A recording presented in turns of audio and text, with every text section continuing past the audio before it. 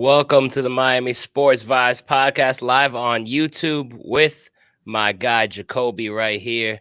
Jacoby, Miami 2-0, getting a lot of buzz from the national media, man. How we feeling right now? Feeling pretty good, dude. I mean, I called it. I said 2-0 starting the season, two gutsy wins against the Chargers and the Patriots. It wasn't an easy one. I was like 3 points off of my prediction. You had it spot on, but a win's a win, especially against Belichick in Foxborough. So I'm feeling pretty good, man. How about you?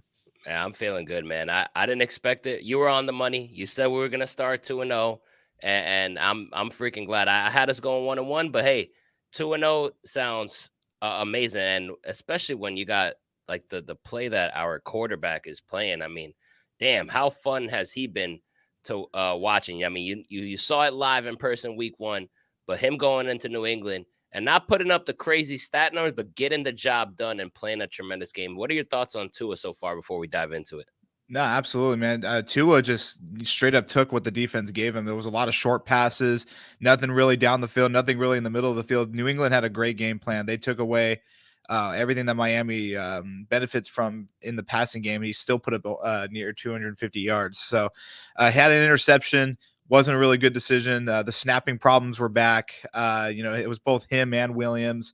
So it wasn't a pretty game, but you know what? Tua got it done, and I was pumped. I was really pumped to see it. He had some crazy plays, especially that one pass to Barrios to end off the first half. That was a hell of a throw by Tua. You just keep seeing the consistency in his ball placement and his decision making. So it's been really great to see, and I'm really excited to see what he's going to do in front of the home crowd this Sunday. Yeah, and also I think it's we would be crazy if we don't shout out the offensive line, man. I mean, this offensive line now goes 2 games without Teron Armstead, only giving up 1 sack in total. So they went the first 6 quarters of the season without giving up a sack before giving one up in the third quarter.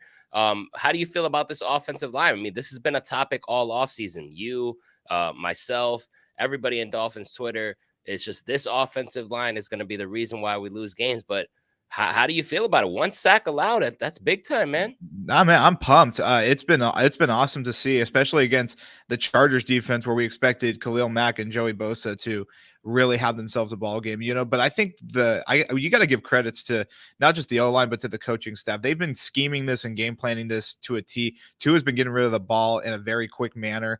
So it's also just been the O line. It's been the timing of the plays too, to where Tua just has enough time to get the ball out. And you know what? The O line could be so much better. They still can be so much better than what they've been in the first 2 weeks. So I'm excited to see their progression and their evolution through the rest of the season. We still don't even have Teron Armstead. Hopefully we get him back this week. We need him back this week. But it's been a breath of fresh air, something we haven't really seen in a while for the Miami Dolphins. But I'm pumped, but they're not getting enough credit. They are not, because they are a huge reason why we are 2-0. Absolutely. I don't think they're getting enough credit at all, man, to be honest. Because a lot of people, it was so loud to hear, this offensive line is nothing without Teron Armstead. Tua is nothing without Teron Armstead. And the fact that they've been able to overcome adversity without Teron Armstead, I feel like just the hype, you hear the hype about Tua, you hear the hype about Tyreek, rightfully so, Mike McDaniel, rightfully so. But I feel like the offensive line deserves a little bit more credit. You're onto something there. But how about Raheem Mostert, man? What a game did he have? We've been talking about Mike McDaniel. He was a former run game coordinator. When is Mike McDaniel going to run the ball? He gave the man 18 carries for 121 yards, 2 touchdowns for Mostert.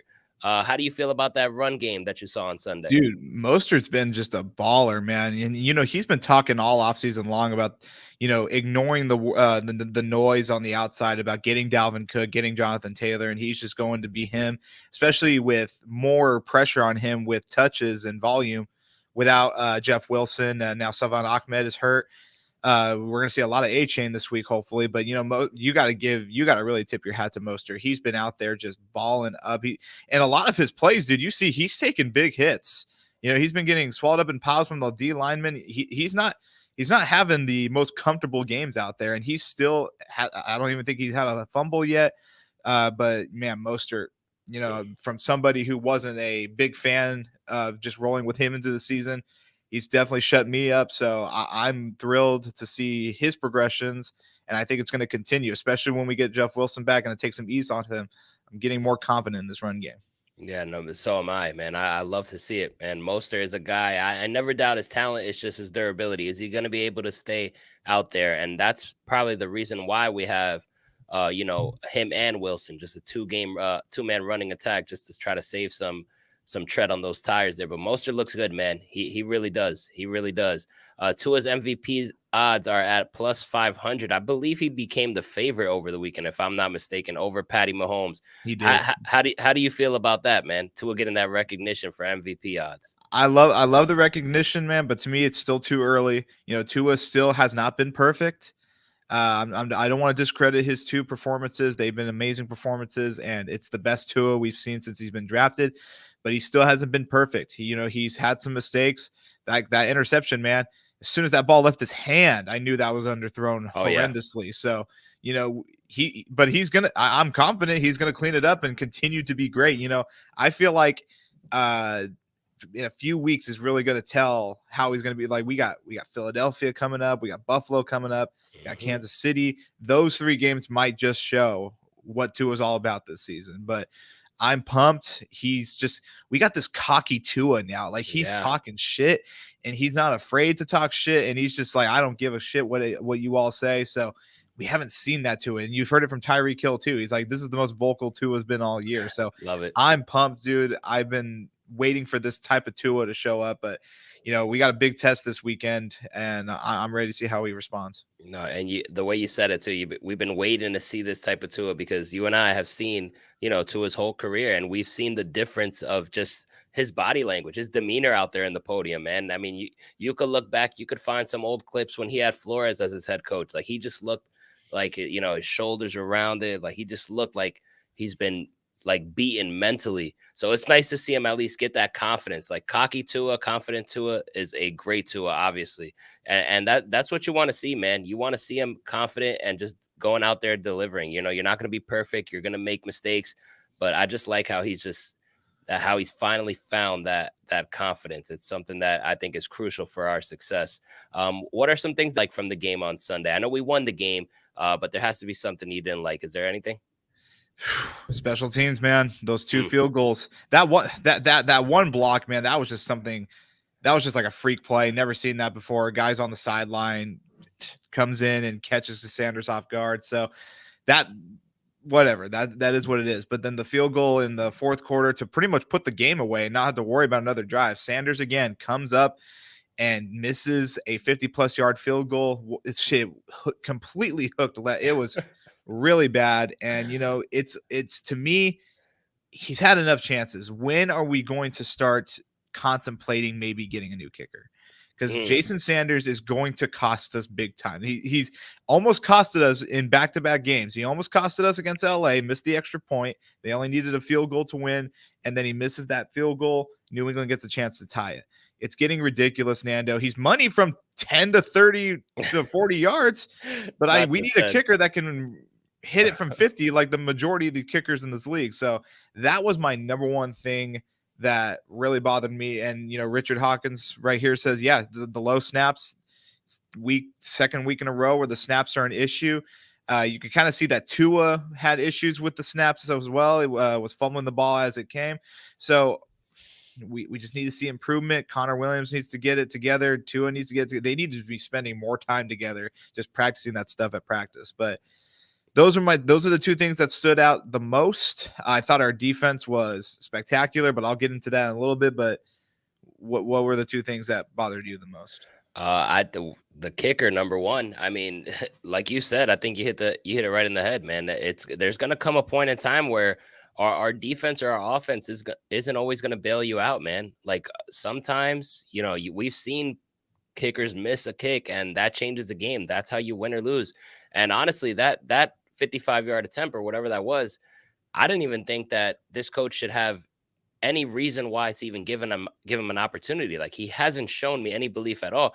I was happy with the way the defense was playing, that I might as well have punted that ball, man, and trust my defense to get the stop with more, field to cover, let alone putting the pressure on them. I mean, shout out to the defense for coming through on a questionable, call. But I think what concerned me the most is special teams and kicking, because I think we really have to figure it out. There's gonna come a point in time where it's in the playoffs and those 3 points matter. Hell, that week 1 against the Chargers, that kick right there, the extra point, we won by 2. That could have got ugly. We could have lost that game, man. We really could have lost that game because of him.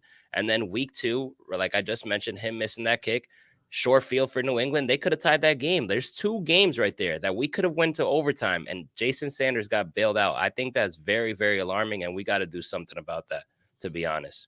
No, I couldn't agree more. And it's the Chargers game too. We left like 7 points on the board on the first drive by Connor Williams error. He has errors in the second game too. The 2 players that are having consistent errors. So it's very alarming. That's why I think our O-line could be so much better. If the fumble on the snap wasn't there, we probably wouldn't have gotten a field goal. Probably would have gotten the first down and just milked the clock the rest of the way. So yeah, I agree with you. It's very alarming, but you know what? It's only week 2. If this is still continuing by week 5 or 6, that's when I'm going to start wanting some answers. Trade deadline will be approaching. Maybe Greer will make a move there. We'll see. But right now, 2-0. We can't be sulking over what could have been. So Right. I'm ready to just look forward because we got a big 2 weeks coming up. Absolutely, absolutely. Zell says he was surprised they didn't give up pass a first down on that lateral try, on the final drive. What did you think about that? To me, I thought there was enough evidence to say it wasn't a first down. That one angle they showed, but I can kind of see where he's coming from. Like, I feel like if maybe if this was still a Tom Brady's Patriots team, they give them the first down, because I believe that's sometimes how it works. Big time players get that kind of privilege. So, but to me, I didn't think it was a first down.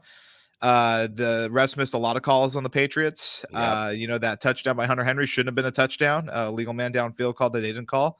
There was a couple of neutral zone infractions that they didn't call. So I mean, Patriots, they got some calls that went their way, and so did we. So I mean, it evened out. It evened out. Which they normally do. Yeah, absolutely. Yeah. Which they normally do, man. How about the defense, though, man? This defense, I mean, whew, after giving up 34 points to the Chargers, me and you were very critical of the defense. What's going on? We didn't like what we saw from defending the run. You heard about Ramondre Stevenson. You had Nando in the chat here last week saying that Ramondre Stevenson was going to get 125 against us. And Ramondre only ended up with 50 yards. So the Dolphins defense comes through big time. The DB stepped up. The running defense stepped up. Fangio was just dialing it up on Sunday night primetime. And without the defense, we don't win this game. What do you make about the defense that was on display? It was exactly what I needed after week 1. It was a great bounce back. It wasn't the best, but it was a great bounce back to see compared to week 1.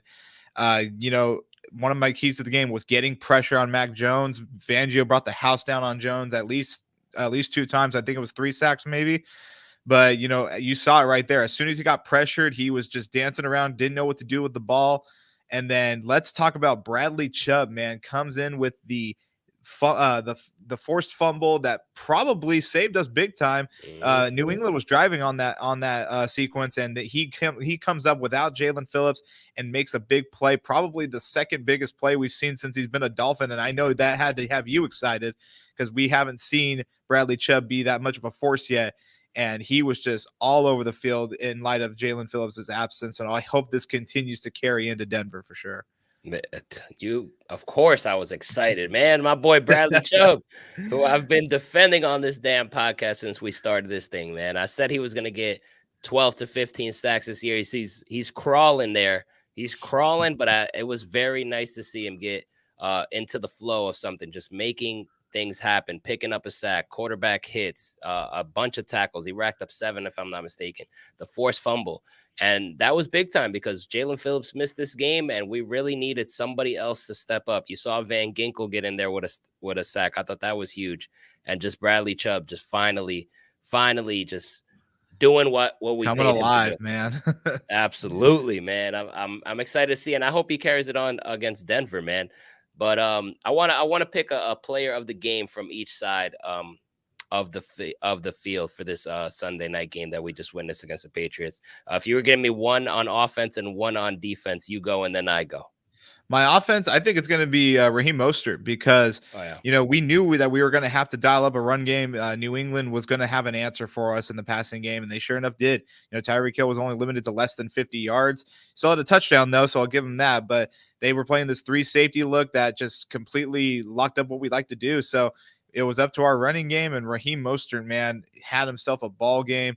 And it was really great to see. So I'm going to give him my player again on the offensive side, and my defensive side. My defensive side was tough because there was 3 guys out there that stood out the most, and that was Xavier Howard, Bradley Chubb, and Andrew Van Ginkel. So I'm going to give it to Bradley Chubb, though. He came up with the forced fumble. I think that automatically won it for me on that one because, like I said, that saved us it saved us 3 points for sure. Mm-hmm. But New England was driving really well on that drive, and they probably could have got a touchdown on that drive. So Chubb comes up clutch. What a game from him. And, he's got a revenge game coming up next week.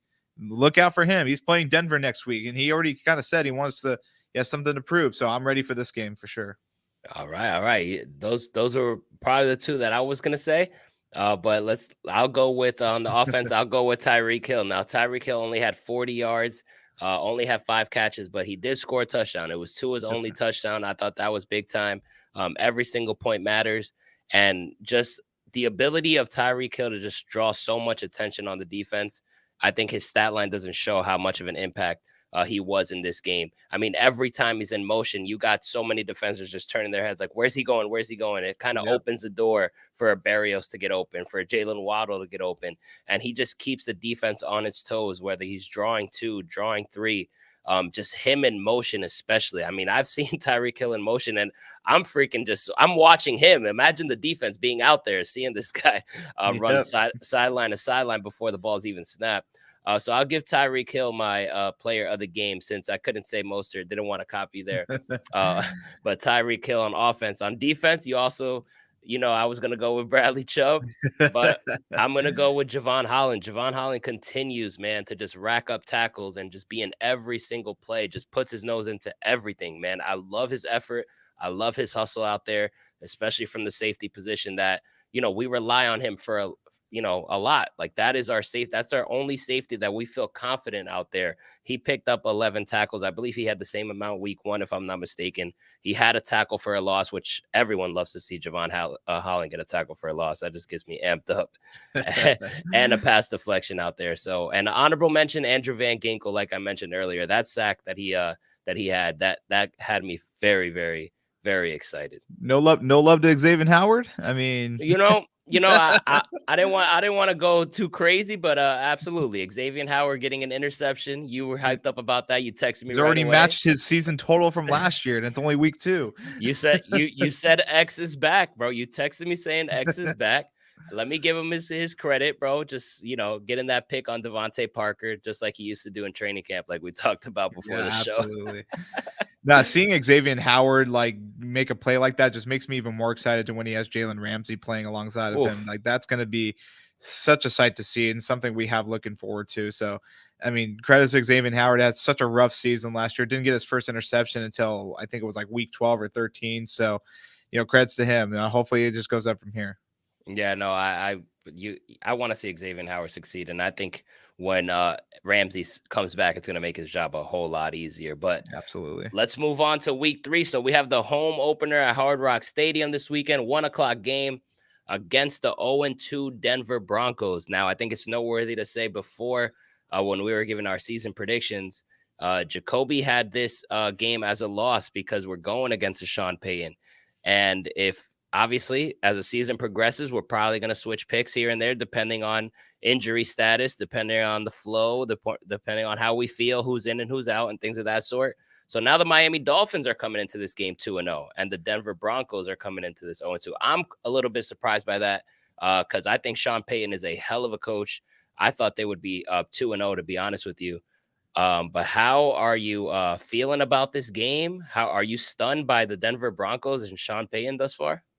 I am pretty stunned. I cannot believe they lost that game this week, and they lost a very close one to the Raiders. So, a couple other things go their way. They're probably 2-0 as well. So, I feel more confident about this game than I did when I did my season projection, but I'm gonna stay with my prediction here because I think Mike McDaniel is gonna get outcoached by Sean Payton. I think Payton has a much more talented roster around him than Belichick does, and Belichick kind of made life hell for the Dolphins. So I mean, I don't know. I think it's gonna be a tough one. This Denver defense, they're pretty tough. They got a tough squad over there. They got a really good O line. Judy's back with Sutton. I mean, they're gonna have weapons. We might be without Jalen Waddle. If we have Armstead back, maybe I'll feel a little more better. But we gotta. It's not gonna be a blowout like everyone's making it seem. So I'm gonna continue with Denver taking the win in this one. I'm gonna say they take it by a score of 27-21. I think it's gonna be a close one. I think both teams are gonna have their moments, but I think Sean Payton comes in at the end. But who knows? If they prove me wrong, great. 3-0 going into Buffalo, but going into Buffalo 3-0 would be a lot better than 2-1. So, I hope I'm wrong, but I don't know. I just gotta see because I really like Denver's squad, and I don't think they played terrible. But they've definitely had some moments, but we'll see what McDaniel comes up with, but it's going to be a good one. Yeah, I don't think they've played terrible. I mean, obviously, they were up 21-3. That kind of freaking blows. To blow a lead like that, that's crazy, especially under Sean Payton. I didn't expect that. But they put up a lot of points. They put up, I believe it was 33. And also they should have won week 1 against the Raiders, and they let that slip away. But I think they're a talented team, man. You look at Cortland Sutton, Russell Wilson. A lot of people make fun of him, but I still think he's a solid quarterback. Absolutely. Sutton, I think, is big time. Javonte Williams, hasn't really popped off the way you assume, but he is a stud. P. Ryan is also a guy that can't be taken lightly, man. This guy is a fantasy stud. He can catch out of the backfield, and he's a guy that you like to have on your team. So, and they got Surtain on defense. So they got playmakers there, man. It's only a matter of time. I don't think this is going to be a blowout like a lot of people think it is. This line is 6.5 in favor of the Dolphins. That's not even with Waddle in or out, really. So I'm like, I don't know, man. But what do you think are the keys to victory? What are the keys to victory? 3 keys to victory to come on top. I think definitely next man up. I'm going to use that as a key because I don't see, even if Waddle's good to go, with how conservative McDaniel's been with the injured players so far, I don't think they're going to play Waddle.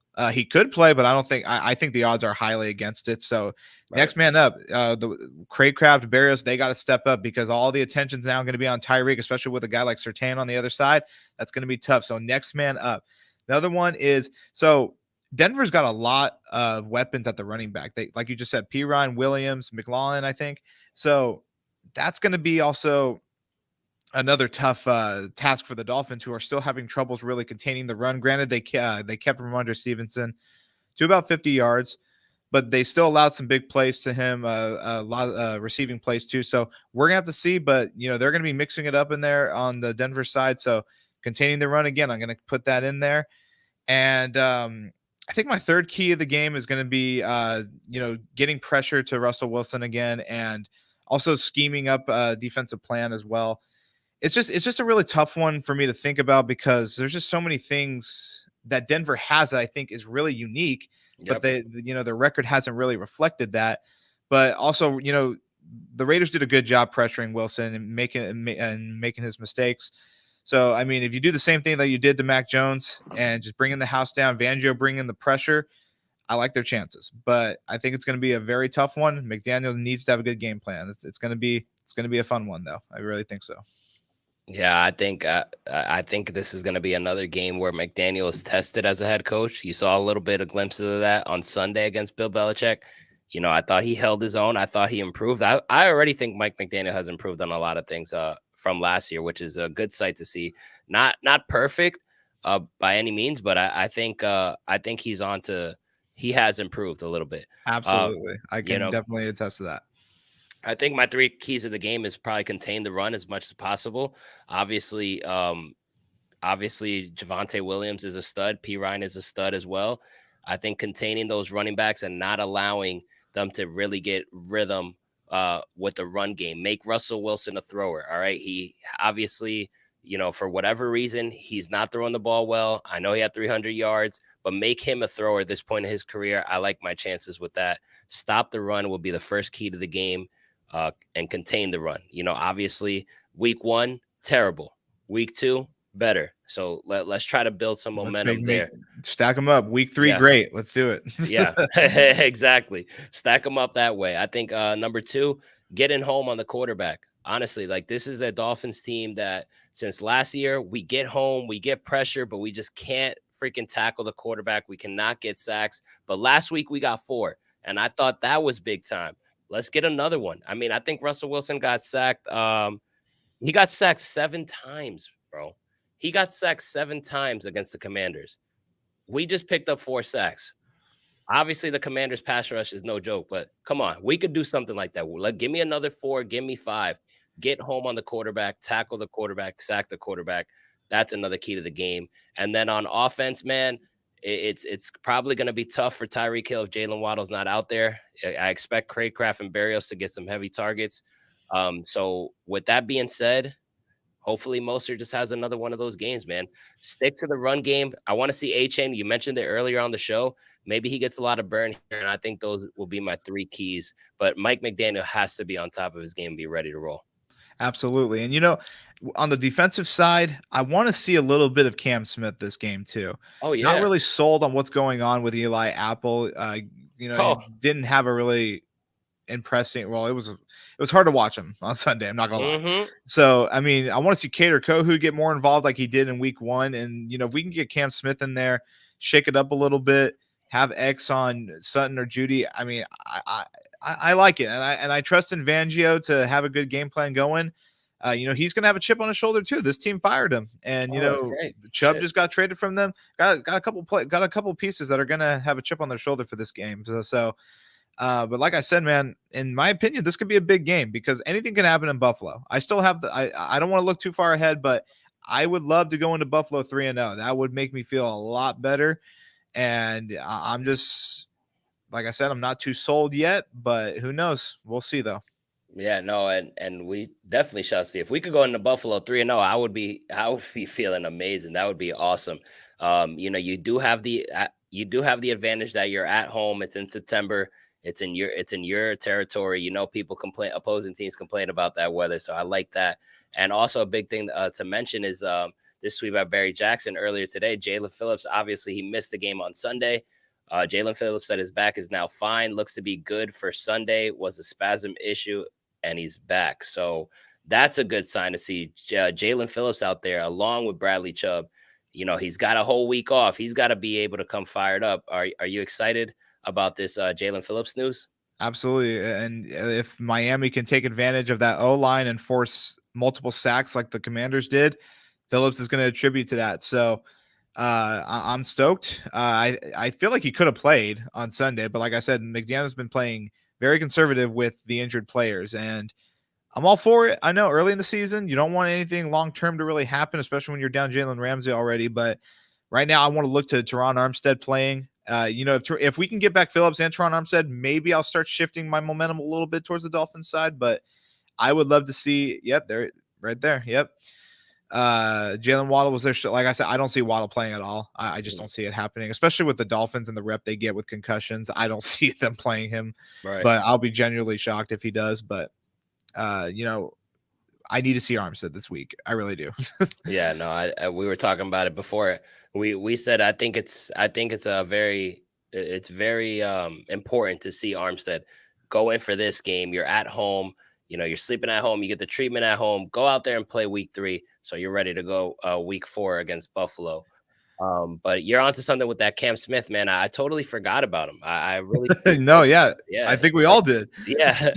Eli Apple he was the only freaking bum out there on Sunday, to be honest. Yeah, no, I agree, dude. I mean, I like the depth because we needed some cornerback depth after Ramsey, but you took Cam Smith in the second round, give him a shot. I think New England would have been a great chance for him. Like, New England doesn't have amazing weapons besides from, like, Juju's great, but Devontae Parker, no, like, I'm not intimidated by that. Mike Gesicki, I would have liked to see some action from him at least. So, I mean, hopefully hopefully they work him into it this week. So Yeah, I would like to see that. So.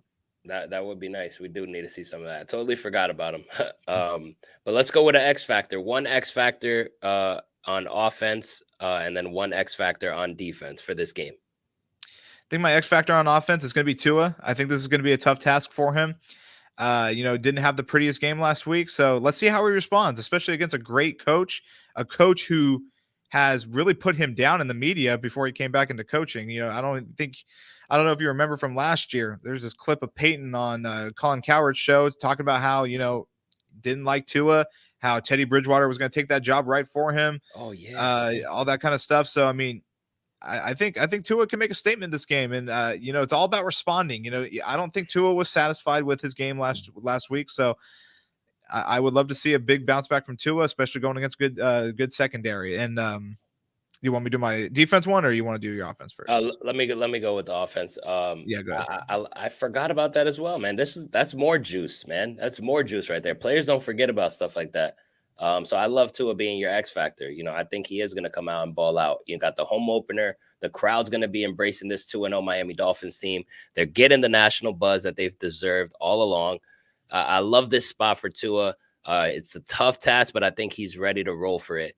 My X factor, if he plays, is going to be Jalen Waddle. Yes, he has 4 catches in both of these games, has a nice chunk of yards, but I feel like he hasn't made that impact that we're used to seeing from a Jalen Waddle. Again, this is a guy who I believe is going to make the Pro Bowl this year. I believe he got snubbed last year, had a lot of touchdowns last year, but hasn't gotten to the end zone at all this season. I want to see that change. So Jalen Waddle, if he does play, I don't think he does, but if he does, he's my X factor because I want to see him get going, and I know the home crowd wants to see him get going as well. Couldn't agree more, dude. I'm just waiting for that game from Waddle. Could have really he really was on his way for it in week 1. It was close to 100 yards. So I'm ready to see it. I hope he does play. I just don't see it happening at all. But yeah, if he does play, great. But if not, he'll be fresh, ready to go to Buffalo, and that will be the game right there. I think if he doesn't break out this week, it definitely will be against Buffalo. I have a gut feeling about it. But that'd be to sweet. my X factor on defense, I'm going to roll with Christian Wilkins. Had a decent game last week compared, with a little quiet week 1, but I really feel like Denver's going to come out and just try to establish this run game from the start, try to use the heat to their advantage to wear out our defense. Teams like doing that against us. When they get a good run game going, they have the ball more. They wear out our defense, especially at home sometimes too when it's hot. It looks like it's going to be 90 degrees over there at Hard Rock Stadium. I just saw a tweet about that earlier. So I'm going to give Christian Wilkins making a huge impact right from the get-go to this game. I'm ready to see it. We're at home. The buzz is going to be there. They're doing a whiteout game, I hear. I feel like it's going to be a great home turnout crowd. I hope so. Hopefully we want to see a lot of Broncos fans there, but I'm going to give Christian Wilkins my X factor. Oh, I like it. And Christian Wilkins, not a guy who picks up sacks, but he got one last week. Seven tackles and a sack for Christian Wilkins. Love it. My X factor is going to be a guy who has probably played the best out of this whole defense, and that's Javon Holland, man. Javon Holland at home now, picked up 11 tackles, like I mentioned earlier. Had a tackle for a loss. This is a guy who, against mobile quarterbacks, I think is very, very important. I think Javon Holland is going to be out there and put his nose on every single play like he always does. I feel a Javon Holland interception is going to happen Sunday at Hard Rock. I just got a good feeling about it. That's a bold one, dude. I got it. I got a great feeling. Javon Holland interception on Sunday for the home opener. He's going to be there. He's going to be everywhere. Whether it's Bradley Chubb hitting Russell Wilson, the ball popping out, some way, somehow, Javon Holland is my X factor. He's going to get a damn pick. I feel it. Dude, I'm all for it. I mean, I love me some Javon Holland, man. So if that happens, I'll be texting you right away. Let's go. So score predictions. Well, you gave yours earlier, so you're staying with that, right? You got Denver. The Denver. Yeah, Broncos I'm going to do Denver by 6. I'm going to do 27-21 in favor of Denver. And until maybe in the week it might change, but I feel comfortable with that one. All right, now last week I said 24-17 Dolphins win, and I got that right. So let me see if my crystal ball is telling me something right here. Let me see if I could. Let's see if I could win people some money here. All right, I got it. All right, let's hear it. So the Miami Dolphins. Miami Dolphins winning this game 28-17 over the Okay. Denver Broncos. 28-17 Dolphins win. I think we go to 3-0, getting ready to go to Buffalo on the road for a tough task. That crowd is going to be insane. Obviously, we're going to touch on that game next week. Let's save it, but I think we're going 3-0 on to Buffalo. All right. I mean, hey, I'll be all for that. Will be huge. If we go to Buffalo 3-0, that's gonna be huge, and all the momentum is gonna be on our side. We'll see how Buffalo does this week. Wasn't really thrilled from what I saw from them this week. They did play against a bottom 5 defense, in my opinion. So we're gonna see. It's gonna be a great week that week for sure. But I would love a 3-0 cushion going into that game. Yeah, that would be absolutely amazing. Giannis says he got the Finns 27-17. And last week he actually had the same score as me. So shout out to that man right there. Zell got 24-21 Finns. So two people in the chat got the Finns scoring. Meaning, yep, exactly. I Yeah. just mentioned that. Commander just put up 35 on him. Listen, the reason why I don't even say 35 or 40 is because I'm unsure about Jalen Waddle. I would run up the score a little bit more if we had Jalen Waddle, but I'm gonna go with 28-17. I'm gonna go 28-17. Now this is the part that a lot of people been waiting for here. Our fantasy football segment. So this is where our week 3 edition here, where Jacoby shares his stardom situms for week 3, 2 for each, 2 and 2 for each of the prime positions in fantasy football. It's that time again, man. First of all, I just want to say you said that, bench Danny Dimes. Don't put Daniel Jones in your damn team. Get him the fuck off your team. And I had my hands tied. I didn't want to do it, but it was like late, and I said, you know what? I'm gonna have to bench Dak and take Daniel Jones. And in the first half, you texted me saying you deserve whatever happens to you. And I was so pissed off, man. He was playing like shit. Turned the game around, had 30 points, man.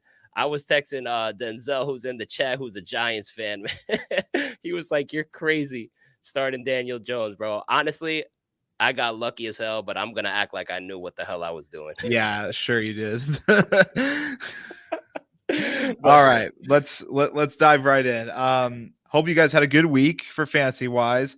I have 2 teams. I put up 140 points in my matchup last week. I'm gonna give you guys a little recap here, though.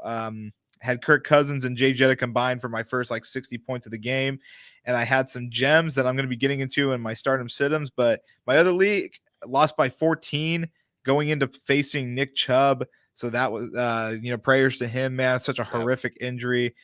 Still couldn't pull out the win though. But you know what? I'm all good with it. If it's the Chubb, I love Nick Chubb. So if anyone had Nick Chubb, you get Jerome Ford right now. Just want to say. But going in my QB stardoms, I'm gonna roll with Kirk Cousins. I love Kirk Cousins right now, dude. Even though the Vikings are 0-2, he is slinging the rock. He currently leads all quarterbacks in PPR leagues. Had back-to-back weeks. He had 16 in the first game against the Buccaneers and put up 28.5 against the Eagles, who have a great defense. So I'm gonna roll with Kirk Cousins going in to this game against the Chargers, who are averaging 24 points a game. 2 quarterbacks. They're ranked at number 31 against quarterbacks in PPR leagues. So if you got Kirk Cousins, go for it. I really like that pick. And my other stardom, you know what? It was a little bit of a sleeper for me, but I'm going to roll with Geno Smith on this game going into Carolina. Geno Smith definitely woke up last week, had himself a ball game, 328 yards and 2 touchdowns against the Lions, who also have a solid defense. So those are my 2 stardoms for this week. I really love Kirk Cousins. Kirk Cousins got a lot of hate going into this season, and right now is currently leading all quarterbacks. So those are my stardoms for quarterbacks. What do you think about that? I love him, man. I'm a big Kirk Cousins guy. A lot of people talk crap about him. They're not a fan of him, but I like him, bro. I really do. I mean, especially when he has a guy like Justin Jefferson to throw to. You're already getting at least 150 yards off the rip. Absolutely. And now, you got Matt Addison out there who has Hawkinson. You got Alexander Madison who can catch out of the backfield. Now he's playing like shit running the ball, but the point is they have weapons, and Kirk Cousins is throwing the ball, and that's an offensive-minded head coach. So I absolutely do love that. Geno Smith also, I thought he turned it up. So I think it's it's very good that you're going right back into it. We got a shout out here for you. You called that Tannehill pick last week. He played pretty I solid did. against those Yep. Chargers. So shout out to you, my man. But I love those two. So who are you staying away from in the quarterback? My first one, you know what? I'm going to kind of draw the line here. You're not going to get a lot of praise for this one, but I'm going to stay away from Joe Burrow this week.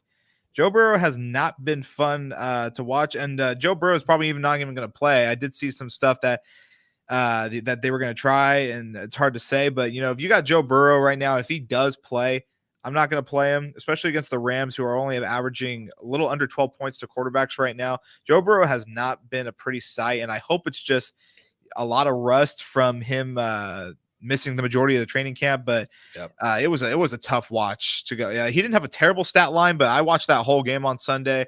He was just missing a lot of receivers, a lot of bad decisions. Couldn't find Chase for the love of God, but he did hit T. Higgins for a lot of points. So, but right now I'm gonna think of different options when it comes to Joe Burrow. And my first option, I'm gonna say it again, I'm not starting Danny Jones this week. I feel like that's a terrible matchup against the Niners. I feel like the Niners are going to eat him alive pretty much, but that's the Niners. That's what they're going to do. So I'm going to stay away from Danny Jones again. I think that's a recipe for disaster, especially against a team that's number 7 against quarterbacks. They only allow right under 12 points again, and he played the number 1 team against quarterbacks and he put up 4 points. So I think the Niners are going to probably do what they did to the Steelers this week. So I'm going to stay away from Danny Jones again. And if he proves me wrong again, then maybe I need to start rethinking it. So should I drop him then or should I start him? You know what? You do you, man. You just do you, okay? You know what you're doing, right? Listen, man, I think Daniel Jones is definitely in store to get killed, especially when those Saquon Barkley out there against this Niners defense at home for their home opener. Oh, my God. Just definitely staying away from that. But ballsy pick with the Joe Burrow, man. I think you're onto something because, honestly, I watched that entire game Sunday, and he didn't really look like the Joe Burrow that we're used to seeing. And he did find T. Higgins a lot. But it's just he wasn't there. You're waiting to see this Joe Burrow that we've seen, and something is just not right. So I think staying away from Joe Burrow, which is crazy to say in week 3, maybe you're onto something there. Play it safe. Not sorry. I hate to say it. I mean, I'm a big Joe Burrow fan, but he's just not. It's not looking pretty over there right now, too. Andrew Thomas missing for the Giants tomorrow, so even more reason to get rid of Daniel Jones. All right, running backs. Who are your running backs that you love this week? Yeah, for sure. I'm gonna pick against us here. I'm gonna roll with Javonte Williams. Okay. I think this is the game where he finally, I don't want to say breakout game, but finally just gets a decent game. He's been getting the carries. He had 13 and 12 carries the last 2 weeks, had 52 yards first week and 44 yards the second week. Just couldn't find the end zone.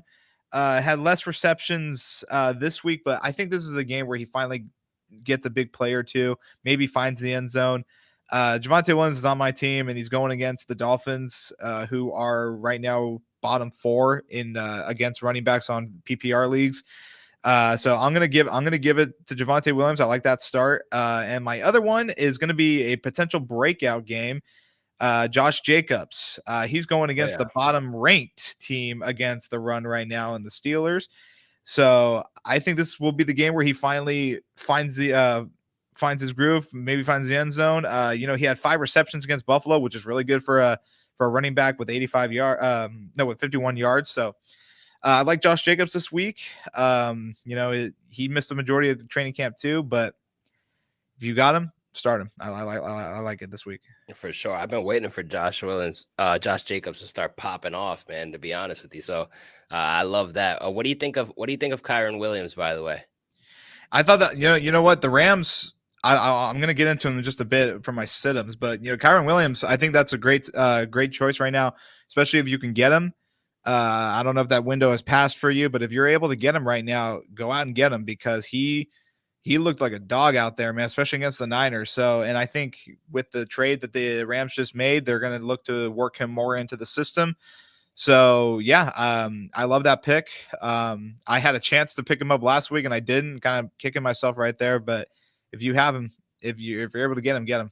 Yeah, I got him in one league because I drafted Cam Akers, so I went with the safe handcuff, and now he's looking like he's going to be RB1. So, how Oh, there about you go. your situms for your running backs? So my situms, it actually just changed right before I got into here. When the trade went down, I'm going to sit Alexander Madison. He had just a terrible game last week against the Eagles, but it's kind of expected with the defense that the Eagles really present. But he's going up against the Chargers, who also are not really so good against the run just yet. But especially against the Buccaneers, he didn't have an eye-popping game, and especially now that they've acquired Cam Akers, I see Madison just losing a lot more volume, loses value in fantasy. So I'm going to stay away from him this week for sure. I don't know if they're going to work Akers in right away, but from what I saw from him last week, I wasn't too thrilled. So I'm going to stay away from that. And I'm also going to stay away from Rashad White this week. It was kind of a tough one with White. I wasn't too thrilled with his performance in week one, but he had a good bounce back against the Bears. But now he's going against the Eagles, and what the Eagles do against, if they do what they did against Madison, we're probably going to see the same result out of Rashad White, especially with a team that's getting their passing game going a little bit better. Baker's balling over there. So, especially the Eagles ranked 10th against running backs, going to stay away from him. Yeah, I think that's a solid choice, bro. Solid choice against Philly, bro. No doubt about it.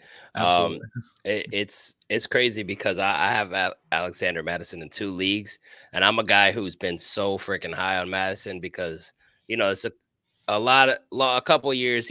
I've gotten the benefit of drafting Dalvin Cook so many times. So I Yeah. always picked up Alexander Madison. And every time Cook went down and you plugged in Madison, Madison popped off. So I was like, man, this guy is going to have a hell of a year. Now he's the number one for sure. Nobody else is even there. I said, get him in. I was trying to get him even in my third league. I have three leagues. I tried to get him in three damn leagues. I got him in two. And now I am so freaking pissed off. So No, man, I feel you. I mean, Madison was always that guy that just would go off when Cook was hurt. So, I mean, it's an understandable pick for sure. Like, it's a shame what's going on over there. So, yeah, yeah. So I'm like, great. And now Cam Akers, I mean, you trade for him, of course you're gonna put him in at some point. If it's not this week, it's next week. So Alexander Madison, shaking my head, shaking. yeah, I feel you, dude. But wide receivers now.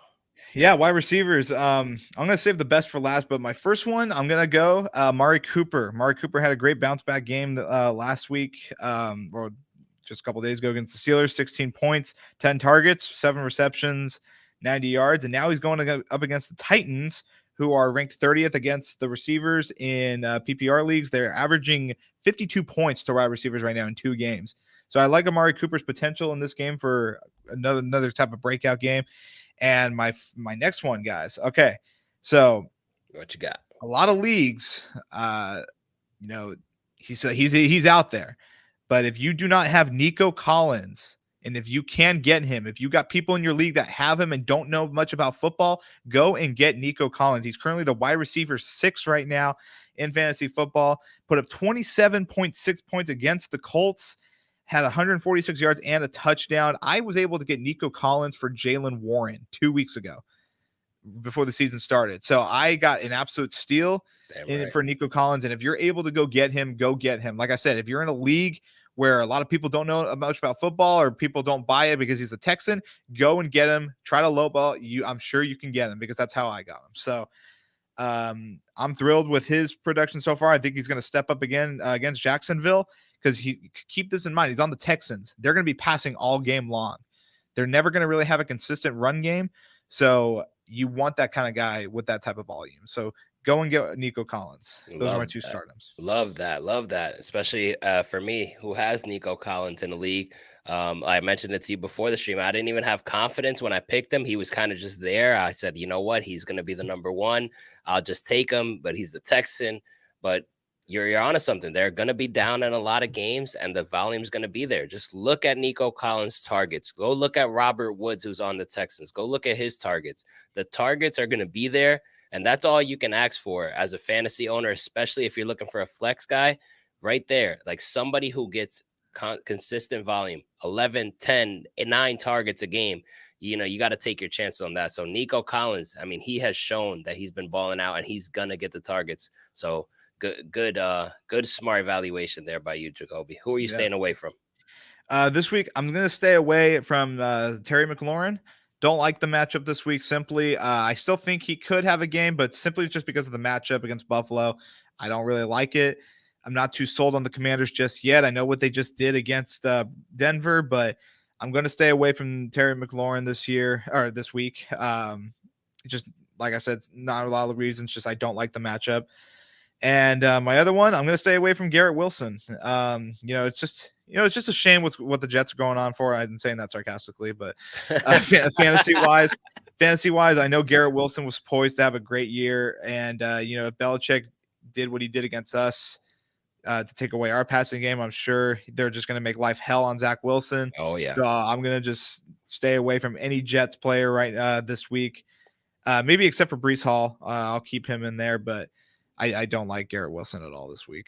Yeah, I think no. I mean, he held Tyreek Hill to freaking 40 yards. Just imagine what he's gonna do to Garrett Wilson with not just Garrett Wilson, just with Zach Wilson at quarterback. So the Jets are gonna have their hands full. The Patriots been owning the Jets for so many years, and I think that's gonna continue on Sunday.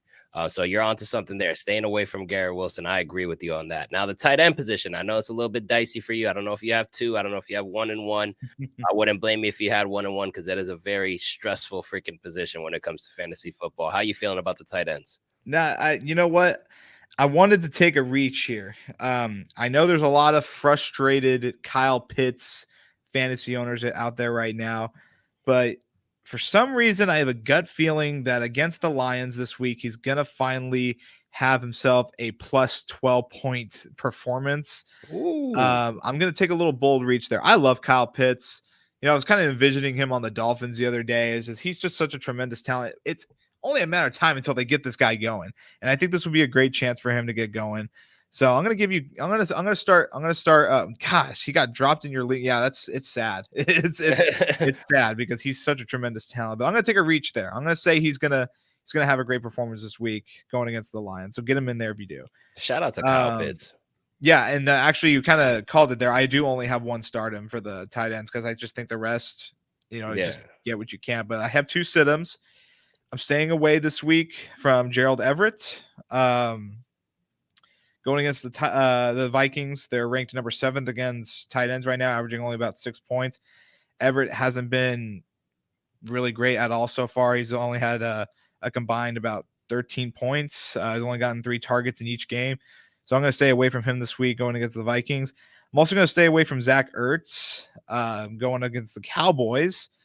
Zach Ertz he's currently ranked number 7 in PPR leagues right now. He had 11 points this week against the Giants, only 8 against the Commanders, but I think the Cowboys defense right now is just too freaking good. Mm-hmm. So I'm going to stay away from Ertz. But those are my stardom sit-ems. If you lose, don't blame me.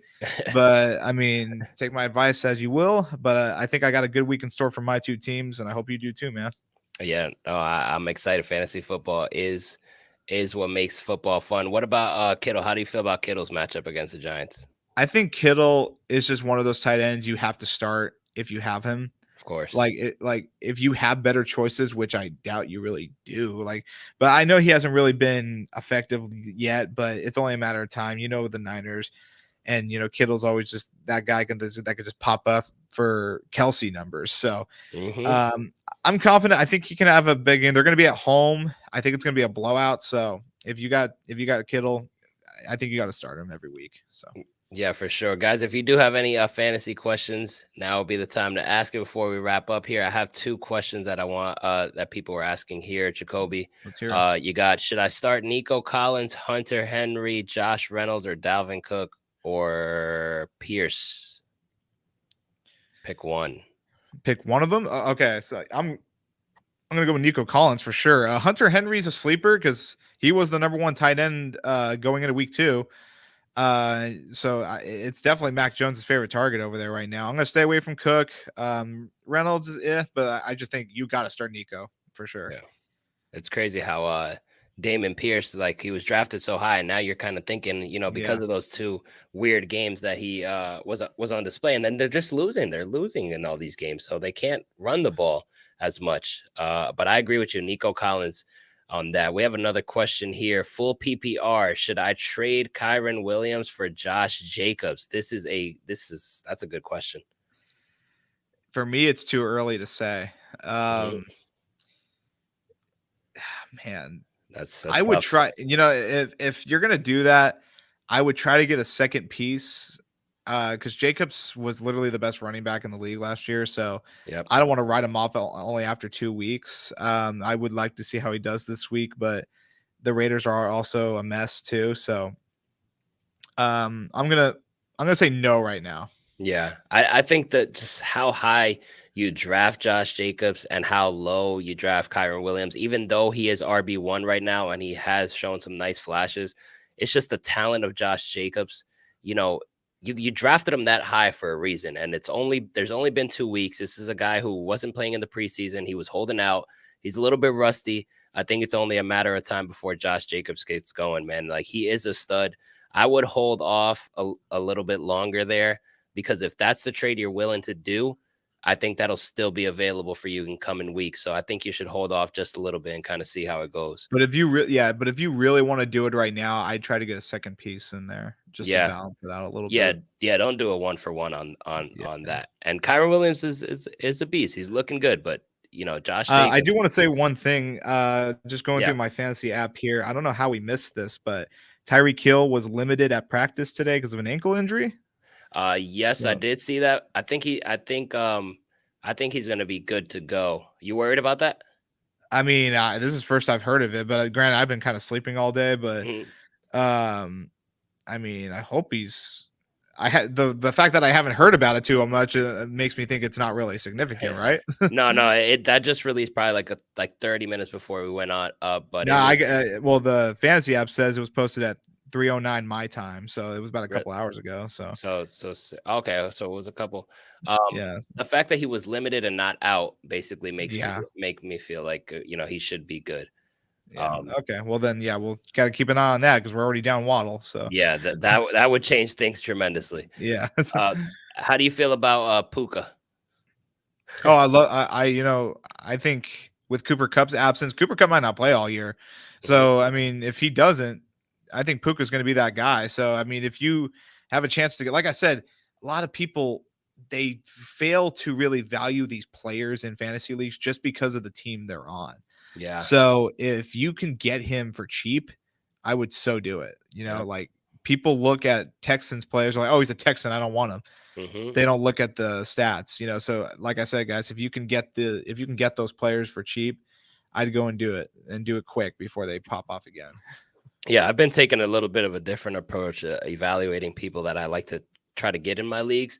I always like to see who's getting the most targets. Like, try to get somebody that's getting a lot of targets that's not a big name out there, because like Jacoby said, some people get scared away. They see, this guy's a Texan, I don't want this guy. This guy sucks. Oh, the Rams suck this year. Forget about this guy. You can probably find some sneaky little sleepers that could end up helping you out in the long run. Maybe they're a couple games away from popping off, but the volume is there. That's what you got to look at, man. Absolutely. No, completely agree with you. But best of luck to you guys this week. Hope you guys get wins. I'm looking to go 2-0 in both my leagues, but Dolphins win comes first. I'll be more than happy with that one for sure. Absolutely. So everybody, thank you once again for tuning in. Subscribe if you haven't. Hit the thumbs up button if you haven't. Follow Jacoby on Twitter. Appreciate you guys as always. Jacoby, any last words before we head on out? Nah, man, good show. I'm just I'm really looking forward to this week. Even though my prediction's not in favor, doesn't mean they can't turn that around. So I mean, let's get a win. Let's go 3-0 going to Buffalo. 3-0 going to Buffalo. That's the motto for the week. Catch you guys later. Thank you guys for tuning in. Go Dolphins. See you next week.